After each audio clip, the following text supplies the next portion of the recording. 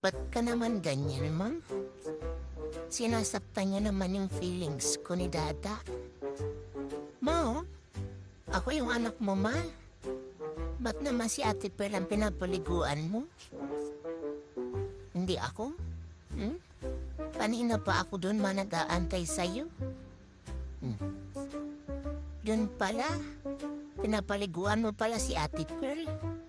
Ang sama-sama ng loob ko sa'yo, ma.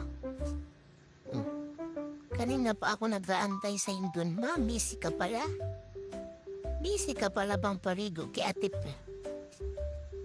Hindi kita papansinin, ma. Pagtapos mo dyan. Ma naman.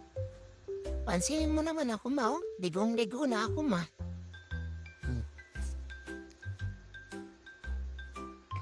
Tignan mo, ma. Na-hurts ang feeling ko, ma, sa ginagawa niyo, ma. Nagada.